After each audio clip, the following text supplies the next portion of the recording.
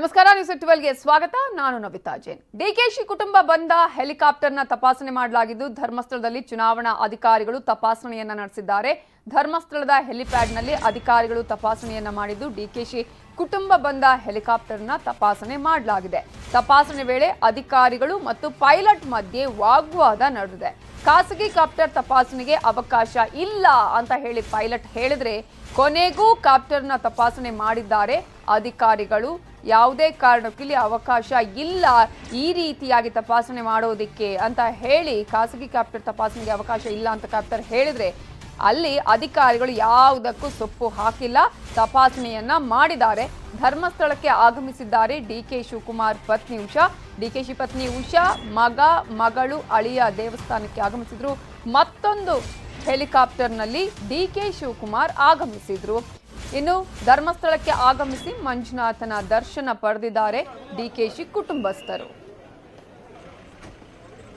ದೃಶ್ಯಗಳಲ್ಲಿ ನೋಡಬಹುದು ನೀವು, ಧರ್ಮಸ್ಥಳದಲ್ಲಿ ಡಿಕೆಶಿ ದಂಪತಿ ಇದ್ದಾರೆ, ಹಾಗೆಯೇ ಡಿಕೆಶಿ ಪತ್ನಿ ಬಂದಿದ್ದ ಕಾಪ್ಟರ್ ಅನ್ನ ಅಲ್ಲಿ ಅಧಿಕಾರಿಗಳು ತಪಾಸಣೆ ಮಾಡಿದ್ದಾರೆ. ಈಗ ಸ್ಟ್ರಿಕ್ಟ್ ಆಗಿ ಫಾಲೋ ಮಾಡಲೇಬೇಕು. ಅಧಿಕಾರಿಗಳು ಆಲ್ರೆಡಿ ಹೇಳಿದ್ದಾರೆ ಯಾವುದೇ ಕಾರಣಕ್ಕೂ ಏನು ನೀತಿಯನ್ನ ಉಲ್ಲಂಘನೆ ಮಾಡಂಗಿಲ್ಲ, ಹಾಗೆಯೇ ಯಾವುದೇ ಕಾರಣಕ್ಕೂ ತಪಾಸಣೆ ಮಾಡದೆ ಬಿಡೋಂಗಿಲ್ಲ ವಾಹನಗಳನ್ನ ಅನ್ನುವಂತಹ ಹಿನ್ನೆಲೆಯಲ್ಲಿ ಅಧಿಕಾರಿಗಳು ಸ್ಟ್ರಿಕ್ಟ್ ಆಗಿ ಈಗ ತಪಾಸಣಾ ಕಾರ್ಯಗಳನ್ನ ಮಾಡ್ತಾ ಇದ್ದಾರೆ. ಅದೇ ರೀತಿಯಾಗಿ ಡಿಕೆಶಿ ಮತ್ತು ಅವರ ಪತ್ನಿ ಬಂದಂತಹ ಹೆಲಿಕಾಪ್ಟರ್ನು ತಪಾಸಣೆ ಮಾಡಲಾಗಿದೆ. ಇದರ ಬಗ್ಗೆ ಇನ್ನಷ್ಟು ಡೀಟೇಲ್ಸ್ ಕೊಡೋದಕ್ಕೆ ನಮ್ಮ ರಿಪೋರ್ಟರ್ ಕಿಶನ್ ಫೋನ್ ಸಂಪರ್ಕದಲ್ಲಿ ಜಾಯ್ನ್ ಆಗಿದ್ದಾರೆ. ಕಿಶನ್, ಈಗ ಅಲ್ಲಿ ಅಧಿಕಾರಿಗಳಿಗೆ ಅಲ್ಲಿ ತಪಾಸಣೆ ಮಾಡೋದಕ್ಕೆ ನಿರಾಕರಿಸಲಾಯ್ತಾ ಮೊದಲಿಗೆ, ಆ ನಂತರ ಒಪ್ಕೊಂಡ್ರ ಅವರು ಹೇಗೆ? ಹಾಗೇನೆ ಇಲ್ಲಿಗ ಡಿಕೆಶಿ ಕುಟುಂಬಸ್ಥರು ಆಲ್ರೆಡಿ ಎಲ್ಲ ದೇವರ ದರ್ಶನವನ್ನ ಮಾಡಿ ಈಗ ಎಲ್ಲಿಗೆ ತೆರಳುತ್ತಿದ್ದಾರೆ? ನವಿತಾ, ಎರಡು ಹೆಲಿಕಾಪ್ಟರ್ ನಲ್ಲಿ ಡಿಕೆಶಿ ಮತ್ತು ಅವರ ಕುಟುಂಬ ಬಂದಿರುವಂತದ್ದು. ಒಂದು ಹೆಲಿಕಾಪ್ಟರ್ ನಲ್ಲಿ ಡಿಕೆಶಿ ಪತ್ನಿ ಮತ್ತು ಮಗಳು ಅಳಿಯ ಬಂದ್ರೆ, ಇನ್ನೊಂದು ಹೆಲಿಕಾಪ್ಟರ್ ನಲ್ಲಿ ಡಿಕೆಶಿ ಅವರು ಬಂದಿರುವಂತದ್ದು.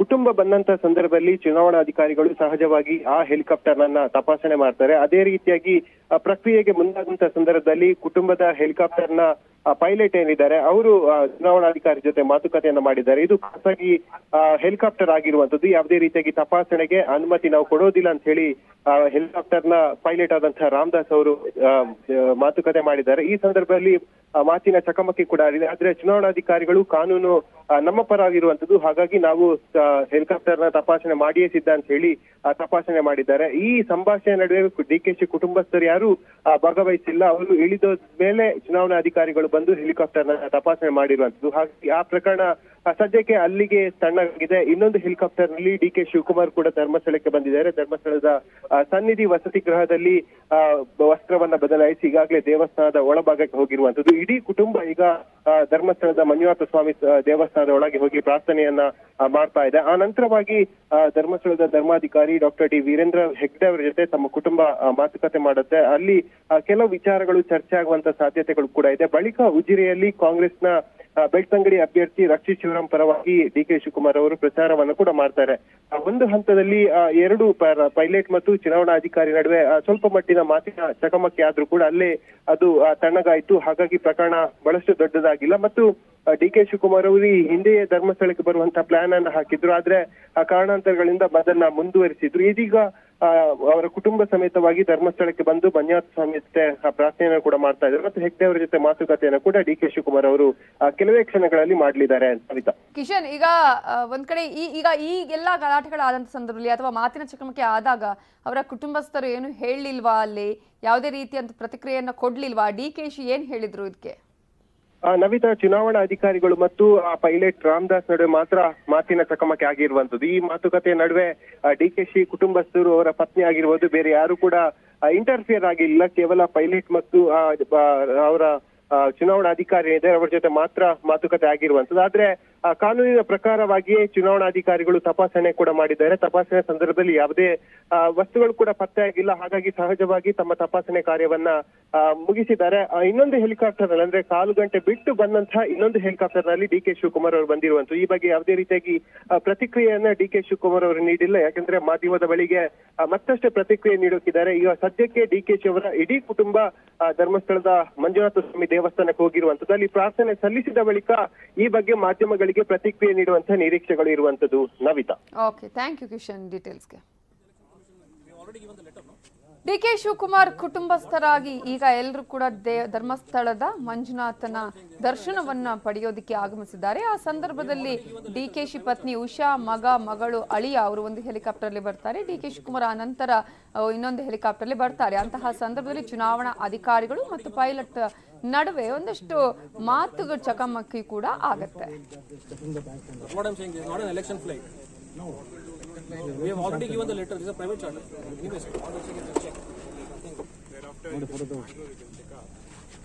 Election flight. Why do you need the election commission? We have already given the letter, no? So, no, what is the? That's what I'm saying. The flying squad will step in the bank. That's what I'm saying. Siddu DKShi ಫೋಟೋಗೆ pose ಕೊಟ್ಟಿದ್ದಾರೆ. ಕಾರ್ಯಕ್ರಮ ಒಂದರಲ್ಲಿ ಭಾಗಿಯಾಗಿದ್ದ ಇಬ್ಬರು ಫೋಟೋಗೆ ಹೆಗಲ ಮೇಲೆ ಕೈ ಹಾಕೊಂಡು ಪೋಸ್ ಕೊಟ್ಟಿದ್ದಾರೆ. ಸಿದ್ದರಾಮಯ್ಯ ಅವರಿಗೆ ಪಕ್ಷದ ಚಿಹ್ನೆ ಇಟ್ಟು ಫೋಟೋ ಕ್ಲಿಕ್ಕಿಸಿಕೊಂಡ್ರು ಡಿಕೆ ಶಿವಕುಮಾರ್. ಇವರಿಬ್ಬರ ನಡುವೆ ಮುಖ್ಯಮಂತ್ರಿ ಸ್ಥಾನದ ಪೈಪೋಟಿ ಇದೆ. ಒಬ್ಬರನ್ನ ಕಂಡ್ರೆ ಒಬ್ಬರಿಗೆ ಆಗೋದಿಲ್ಲ. ಡಿಕೆ ಶಿವಕುಮಾರ್ ಮತ್ತು ಸಿದ್ದರಾಮಯ್ಯ ಇಬ್ರು ಕೂಡ ಮುಖ್ಯಮಂತ್ರಿ ಸ್ಥಾನದ ಮೇಲೆ ಕಣ್ಣಿಟ್ಟಿದ್ದಾರೆ ಅನ್ನುವಂತಹ ಒಂದಷ್ಟು ಮಾತುಕತೆಗಳ ನಡುವೆಯೂ ಕೂಡ ಇವತ್ತು ಸಿದ್ದರಾಮಯ್ಯ ಮತ್ತು ಡಿಕೆ ಶಿವಕುಮಾರ್ ಫೋಟೋಗೆ ಪೋಸ್ ಕೊಟ್ಟಿದ್ದಾರೆ. ಸಿದ್ದರಾಮಯ್ಯ ಅವರಿಗೆ ಪಕ್ಷದ ಚಿಹ್ನೆಯನ್ನ ಇಟ್ಟು ಫೋಟೋವನ್ನ ಕ್ಲಿಕ್ಕಿಸಿಕೊಂಡಿದ್ದಾರೆ ಡಿಕೆ ಶಿವಕುಮಾರ್ ಮತ್ತು ಸಿದ್ದರಾಮಯ್ಯ.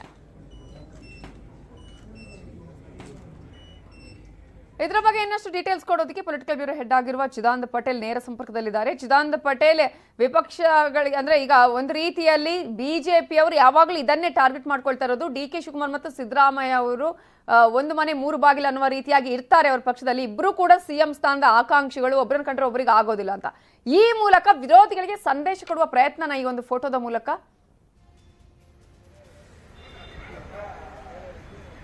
ಖಂಡಿತವಾಗಿಯೂ ನವಿತಾ ಜೈನ್, ಭಾರತೀಯ ಜನತಾ ಪಕ್ಷ ಸಿದ್ದರಾಮಯ್ಯ ಮತ್ತು ಡಿಕೆಶಿ ಈ ಎರಡೂ ವ್ಯಕ್ತಿಗಳನ್ನ ಇಟ್ಕೊಂಡು ಕಾಂಗ್ರೆಸ್ನೊಳಗಡೆನ ಬಣ ರಾಜಕೀಯ ಅಂತ ಹೇಳಿ ಬಿಂಬಿಸ್ತಿದ್ದು. ಆದರೆ ಇವೆಲ್ಲವಕ್ಕೂ ಕೂಡ ತೆರೆಳೆಯುವ ಒಂದು ಉದ್ದೇಶವು ಅಥವಾ ನಾವಿಬ್ಬರು ಯಾವುದೇ ಬಣ ರಾಜಕೀಯ ಇಲ್ಲ ಎಂಬ ಮತ್ತೊಂದು ಸಂದೇಶವು ಮತ್ತು ಭಾರತೀಯ ಜನತಾ ಪಕ್ಷದ ಈ ಒಂದು ಟೀಕೆಗೆ ಕುಟುಕುವ ರೀತಿಯಲ್ಲಿ ಇವತ್ತು ಖಾಸಗಿ ಕಾರ್ಯಕ್ರಮದಲ್ಲಿ ವಿಪಕ್ಷ ನಾಯಕ ಸಿದ್ದರಾಮಯ್ಯ ಮತ್ತು ಡಿಕೆ ಶಿವಕುಮಾರ್ ಪರಸ್ಪರ ಮುಖಾಮುಖಿಯಾಗಿ ಭೇಟಿಯಾಗಿ ಮಾತುಕತೆ ನಡೆಸಿದರು. ಈ ಸಂದರ್ಭದಲ್ಲಿ ಡಿಕೆ ಶಿವಕುಮಾರ್ ಅವರು ಸಿದ್ದರಾಮಯ್ಯನವರ ಏನು ಜೇಬಿನ ಬಳಿ ಅವರಿಗೆ ಕಾಂಗ್ರೆಸ್ನ ಚಿಹ್ನೆ ಇರತಕ್ಕಂಥ ಬ್ಯಾಡ್ಜ್ ಅನ್ನು ಹಾಕಿದ್ರು. ನಂತರ ಇಬ್ಬರು ಪರಸ್ಪರ ಆಲಿಂಗನ ಮಾಡಿಕೊಂಡು ಪರಸ್ಪರ ಹೆಗಲ ಮೇಲೆ ಕೈ ಹಾಕೊಂಡು ಪೋಸ್ ಅನ್ನು ಕೊಡುವ ಮುಖಾಂತರ ನಾವು ಒಗ್ಗಟ್ಟಾಗಿದ್ದೀವಿ, ಇಬ್ಬರು ಕೂಡ ನಾವು ಒಟ್ಟಾಗಿ ಕೆಲಸವನ್ನ ಮಾಡ್ತೀವಿ ಅಂತ ಅನ್ನೋ ಮುಖಾಂತರ ಒಂದು ಕಡೆ ವಿಪಕ್ಷಗಳಿಗೂ ಕೂಡ ಸಂದೇಶ, ಮತ್ತೊಂದು ಕಡೆ ಸ್ವಪಕ್ಷೀಯ ಸಿದ್ದರಾಮಯ್ಯ ಮತ್ತು ಡಿಕೆ ಶಿವಕುಮಾರ್ ಅವರ ವಿರೋಧಿಗಳಿಗೂ ಸಂದೇಶ. ಈ ಎಲ್ಲದರ ನಡುವೆ ಕಾರ್ಯಕರ್ತರು ಕೂಡ ಚುನಾವಣೆ ಹೊತ್ತಲ್ಲಿ ನಾವಿಬ್ಬರು ಒಟ್ಟಾಗಿ ಹೋರಾಡಿ ಪಕ್ಷವನ್ನು ಅಧಿಕಾರಕ್ಕೆ ತರ್ತೀವಿ ಎಂಬ ಸಂದೇಶ ರವಾನೆ ಮಾಡುವ ಕಾರಣಕ್ಕಾಗಿ ಈ ಒಂದು ಫೋಟೋ ಬಹಳಷ್ಟು ಸುದ್ದಿ ಮತ್ತು ಸದ್ದು ಮಾಡ್ತಿರುವಂತದ್ದು. ಮತ್ತು ಇಬ್ಬರು ಕೂಡ ಇದೇ ಮೊದಲ ಬಾರಿಗೆ ಪರಸ್ಪರ ಹೆಗಲ ಮೇಲೆ ಕೈ ಹಾಕಿಕೊಂಡು ಪೋಸ್ ಕೊಟ್ಟಿರುವಂತದ್ದು. ಹಾಗಾಗಿ ಇದು ಕಾಂಗ್ರೆಸ್ ಕಾರ್ಯಕರ್ತರಿಗೆ ಹುಮ್ಮಸ್ಸು ನೀಡಲಿಕ್ಕೆ ಮತ್ತು ಬೂಸ್ಟ್ ಅನ್ನು ಕೊಡಲಿಕ್ಕೆ ಚುನಾವಣೆ ಹೊತ್ತಲ್ಲಿ ಎಲ್ಲ ಒಂದು ಕಡೆ ಇದು ಇಬ್ಬರು ನಾಯಕರ ಒಂದು ತಂತ್ರ ಅಂತ ಹೇಳಿದ್ರು ತಪ್ಪಾಗಲಾರದು. ಆ ಮುಖಾಂತರ ನಾವು ಒಟ್ಟಾಗಿದ್ದೀವಿ ಎಂಬ ಸಂದೇಶವನ್ನ ಈ ಒಂದು ಆಲಿಂಗನ ಮತ್ತು ಹೆಗಲ ಮೇಲೆ ಕೈ ಹಾಕಿಕೊಂಡು ಪರಸ್ಪರ ನಗುಮುಖದಲ್ಲಿ ಪೋಸ್ ಕೊಟ್ಟಿರುವಂತದ್ದು ಒಂದು ಅತಿದೊಡ್ಡ ಕಾರ್ಯಕರ್ತರಿಗೆ ಸಂದೇಶ ಅಂತಲೇ ಕೂಡ ಕಾಂಗ್ರೆಸ್ನ ವಲಯದಲ್ಲಿ ಬಣ್ಣನೆ ಆಗ್ತಿರುವಂತದ್ದು. ನವಿತಾ ಜೈನ್, ಥ್ಯಾಂಕ್ ಯು ಪಟೇಲ್ ಡೀಟೇಲ್ಸ್ಗೆ. ಬಿಎಲ್ ಸಂತೋಷ್ ದ್ವೇಷದ ರಾಜಕಾರಣ ಮಾಡ್ತಿದ್ದಾರೆ, ನನ್ನ ವಿರುದ್ಧ ಸೋಮಣ್ಣ ಅವರನ್ನ ನಿಲ್ಲಿಸಿದ್ದು ಇದೇ ಬಿಎಲ್ ಸಂತೋಷ್ ಅಂತ ಹೇಳಿ ಮೈಸೂರಲ್ಲಿ ಮಾಜಿ ಸಿಎಂ ಸಿದ್ದರಾಮಯ್ಯ ಹೇಳಿಕೆಯನ್ನ ಕೊಟ್ಟಿದ್ದಾರೆ. ದ್ವೇಷದ ರಾಜಕಾರಣವನ್ನ ಮಾಡ್ತಿದ್ದಾರೆ ಬಿಎಲ್ ಸಂತೋಷ್ ಅವರು.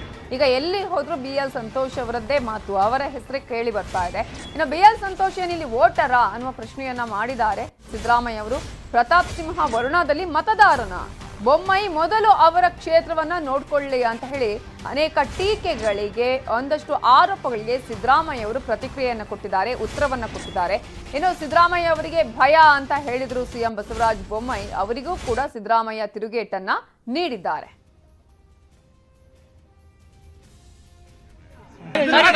ಕೋಲಾರ ಅಂದಾಗ ಬಿಎಲ್ ಸಂತೋಷ್ ಅಲ್ಲೋ ಕೂತ್ಕೋತಾರೆ, ಕೋಲಾರ ಅಂದ ತಕ್ಷಣ ಬಿಎಲ್ ಸಂತೋಷ್ ಅಲ್ಲೋ ಕೂತ್ಕೋತಾರೆ. ನೀವು ವರ್ಣ ಅಂದ ತಕ್ಷಣ ಮತ್ತೆ ಇಲ್ಲಿ ಬಂದು ಕೂತ್ಕೋತಾರೆ. ಏನ್ ಆಗ್ಬೋದು ಅಂತ ಬಿಎಲ್ ಸಂತೋಷ್ ಅವರೇ ಬಂದು ಇಲ್ಲಿ ಪಾಪ ಬಿಎಲ್ ಸಂತೋಷ್ ಅವ್ರಿಗೆ ನಾನು ಸೋಲ್ಬೇಕು ಅನ್ನೋದು ಇರಬೇಕು ಅಷ್ಟೇನೆ, ದ್ವೇಷದಿಂದ ಅದು ಗೊತ್ತಾಯ್ತಾ. ಯಾಕಂದ್ರೆ ಅವರು RSS ಪಕ್ಕ RSS, ಅವ್ರ ಬಗ್ಗೆ ವೈಯಕ್ತಿಕವಾಗಿ ನನಗೇನಿಲ್ಲ ದ್ವೇಷ ಇಲ್ಲ. ಅವ್ರಿಗೆ ಸಿದ್ದರಾಮಯ್ಯನ ಸೋಲಿಸಬೇಕು ಅನ್ನೋದು ಇರಬೇಕು ಮನಸ್ಸಿನಲ್ಲಿ. ಅದಕ್ಕಾಗಿ ಸೋಮಣ್ಣನಿಗೆ ನಿಲ್ಲಿಸಿರ್ತಕ್ಕಂಥವ್ರು ಅವರೇನೆ, ಗೊತ್ತಾಯ್ತಾ. ಸೊ ಆದ್ರೆ ಜನ ವೋಟ್ ಕೊಡೋರು ಯಾರು? ಸಂತೋಷ್ ಏನು ವೋಟರ ಇಲ್ಲಿಗೆ?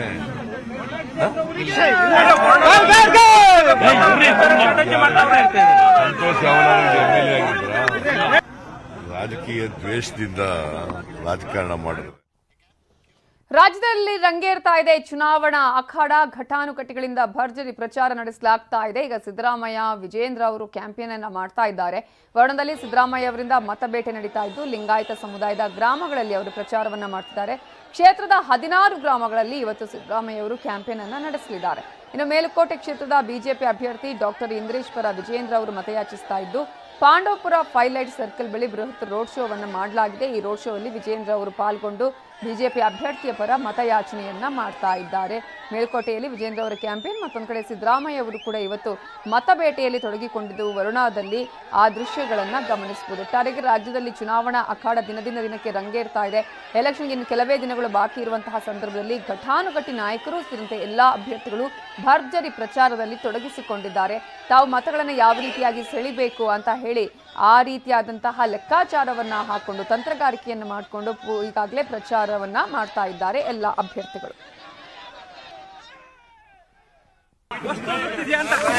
ಏನನ್ಸಲ್ಲ ನನಗೆ, ನಮ್ಮ ಮತದಾರರು ಬದಲಾವಣೆ ಆಗಿಲ್ಲ.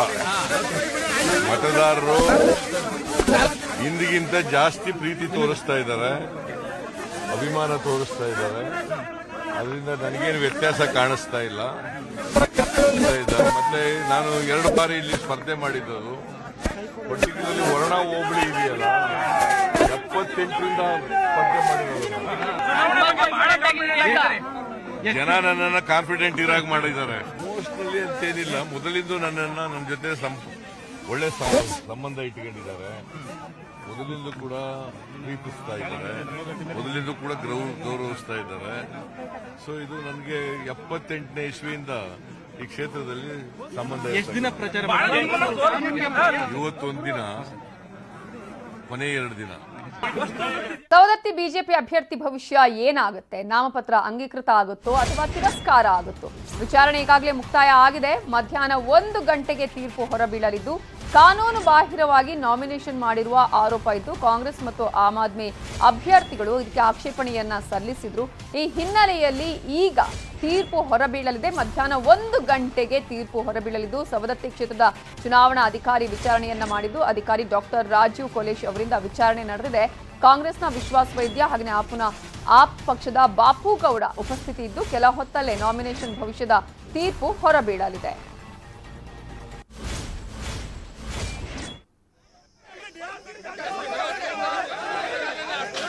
ಇದರ ಬಗ್ಗೆ ಇನ್ನಷ್ಟು ಡೀಟೇಲ್ಸ್ ಕೊಡೋದಕ್ಕೆ ಚಂದ್ರಕಾಂತ್ ಸುಗಂಧಿ ನೇರ ಸಂಪರ್ಕದಲ್ಲಿದ್ದಾರೆ. ಚಂದ್ರಕಾಂತ್ ಸುಗಂಧಿ, ಏನು ತೀರ್ಪು ಹೊರಬೀಳುವ ಸಾಧ್ಯತೆ ಇದೆ? ಆಕ್ಷೇಪಣೆಗಳೆಲ್ಲವೂ ಕೂಡ ಈಗ ವಿಚಾರಣೆ ನಡೆಸಲಾಗಿದೆ. ಯಾವ ರೀತಿಯ ನಿರೀಕ್ಷೆಯನ್ನು ಇಟ್ಟುಕೊಳ್ಳಲಾಗಿದೆ? ರತ್ನ ಮಾಮನಿಗೆ ಒಂದು ವೇಳೆ ತಿರಸ್ಕೃತ ಆದ್ರೆ ವಾಟ್ ನೆಕ್ಸ್ಟ್?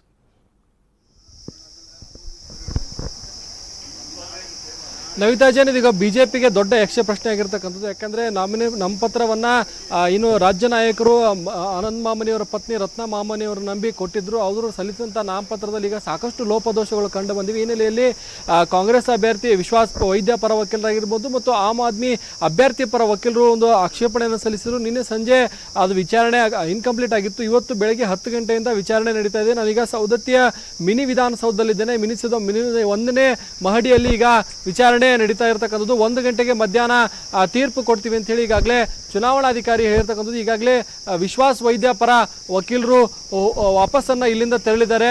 ಜೊತೆಗೆ ಏನು ಅಂತಂದ್ರೆ ಇನ್ನೂ ಕೆಲವೇ ಹೊತ್ತಿನಲ್ಲಿ ತೀರ್ಪು ಬರೋದ್ರಿಂದ ಆನಂದ್ ಮಾಮನಿ ಅವರ ಪತ್ನಿ ರತ್ನ ಮಾಮನಿ ಈಗ ಸದ್ಯ ಈ ಒಂದು ಮಿನಿ ವಿಧಾನಸೌಧ ಮೊದಲ ಮಹಡಿಯಲ್ಲಿರ್ತಕ್ಕಂಥದ್ದು. ಪ್ರಮುಖವಾಗಿ 3 ಜನರ ವಿಚಾರಣೆಯನ್ನ ಮಾಡಲಾಗಿದೆ. ಏನು ಫಾರ್ಮ್ ನಂಬರ್ 26 ಅಪ್ಡೇಟೆಡ್ ವರ್ಷನ್ ಸಲ್ಲಿಸಬೇಕಿತ್ತು, ಆದರೆ ಅದನ್ನ ರತ್ನ ಮಾಮನಿ ಅವರು ಸಲ್ಲಿಸಿಲ್ಲ. ಹೀಗಾಗಿ ಸಾಕಷ್ಟು ಗೊಂದಲಕ್ಕೆ ಕಾರಣವಾಗಿದೆ. ಮತ್ತೆ ನೋ ಡ್ಯೂ ಸರ್ಟಿಫಿಕೇಟ್ ಅನ್ನು ಕೂಡ ಸಲ್ಲಿಸಿಲ್ಲ ಅಂತೇಳಿ ಈಗ ವಿಶ್ವಾಸ್ ವೈದ್ಯ ಮತ್ತು ಆಮ್ ಆದ್ಮಿ ಅಭ್ಯರ್ಥಿ ಪರ ವಕೀಲರು ಈಗ ಆಕ್ಷೇಪಣೆಯನ್ನು ಸಲ್ಲಿಸಿದ್ದಾರೆ. 100ಕ್ಕೆ 100 ರತ್ನ ಮಾಮನಿಯವರ ಅರ್ಜಿಯನ್ನು ವಜಾ ಮಾಡಬೇಕು ಅಂತೇಳಿ ಈಗ ತಮ್ಮ ವಾದವನ್ನ ಮಂಡನೆ ಮಾಡಿ ಅವರು ವಾಪಸ್ ಹೋಗಿರ್ತಕ್ಕಂಥದ್ದು. ಮಧ್ಯಾಹ್ನ 1 ಗಂಟೆಗೆ ಚುನಾವಣಾಧಿಕಾರಿ ಈ ಒಂದು ನಿರ್ಧಾರವನ್ನ ಕೈಗೊಳ್ತಾರೆ. ಆನಂದ್ ಮಾಮನಿಯವರ ಪತ್ನಿ ರತ್ನ ಮಾಮನಿಯವರ ಅರ್ಜಿ ತಿರಸ್ಕಾರನ ಅಥವಾ ಏನು ಪುರಸ್ಕಾರನ ಅಂತಕ್ಕಂಥದ್ದು. ಒಂದು ವೇಳೆ ನೀನು ತಿರಸ್ಕಾರ ಆದರೆ ಮುಂದೇನು ಅಂತಕ್ಕಂಥದ್ದು ಈಗ ಬಿಜೆಪಿಗೆ ದೊಡ್ಡ ಪ್ರಶ್ನೆ ಆಗಿ ಕಾಡ್ತಿರ್ತಕ್ಕಂಥದ್ದು. ಯಾಕಂದ್ರೆ ಬಿಜೆಪಿಯಲ್ಲಿ ಯಾವುದೇ ಪರ್ಯಾಯ ಅಂದರೆ ಬೇರೆ ಯಾರು ಕೂಡ ಪಕ್ಷೇತರವಾಗಿ ನಾಮಪತ್ರವನ್ನು ಸಲ್ಲಿಸಲಿ. ಹೀಗಾಗಿ ಬಿಜೆಪಿಗೆ ದೊಡ್ಡ ಆತಂಕ ಈಗ ಶುರುವಾಗಿರ್ತಕ್ಕಂಥದ್ದು. ಏನು 2-3 ತಪ್ಪುಗಳನ್ನು ಮಾಡಿದರೆ 2019ರಲ್ಲಿ ಸಲ್ಲಿಸಿದಂಥ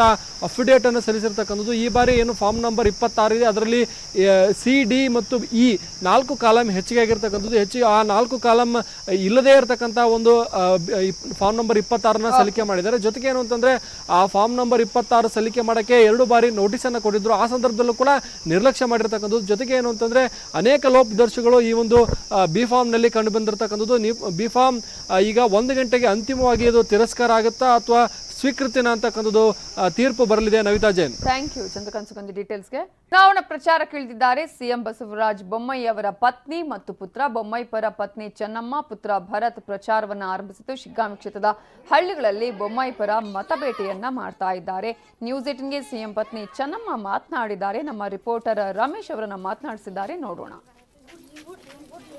ರಾಜ್ಯದಲ್ಲಿ ತುಂಬಾ ತೀವ್ರವಾಗಿ ಕುತೂಹಲ ಕೆರಳಿಸಿರುವಂತಹ ಕ್ಷೇತ್ರ ಅದು ಶಿಗ್ಗಾಂವಿ ಸವಣೂರಿನ ವಿಧಾನಸಭಾ ಕ್ಷೇತ್ರ. ಇಲ್ಲಿ ದಿನದಿಂದ ದಿನಕ್ಕೆ ಚುನಾವಣೆಯ ಕಾವು ಈಗ ರಂಗೇರ್ತಿದೆ ಅಂತಲೇ ಹೇಳ್ಬೋದು.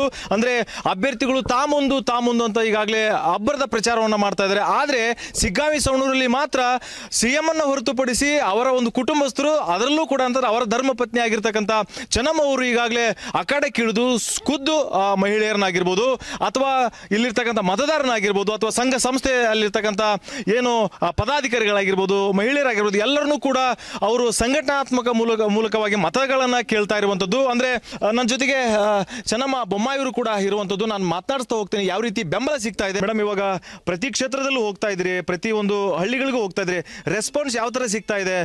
ಮನೆಯಲ್ಲಿ ಇರ್ತಾ ಇದ್ರಿ ಇಲ್ಲಿ ತನಕ, ಇವಾಗ ನೀವೇ ಖುದ್ದು ಆ ಕಡೆ ಕೇಳ್ತಾ ಇದ್ರಿ, ಯಾವ ತರ ಬೇರೆ ಬೇರೆ ಡಿಫ್ರೆಂಟ್ ಅನಿಸ್ತಾ ಇದೆ ನಿಮಗೆ? ರೆಸ್ಪಾನ್ಸ್ ತುಂಬ ಚೆನ್ನಾಗಿದೆ. ಎಲ್ಲ ಹೆಣ್ಮಕ್ಳು ತುಂಬ ಖುಷಿಯಾಗಿ ಮಾತಾಡ್ತಾ ಇದ್ದಾರೆ.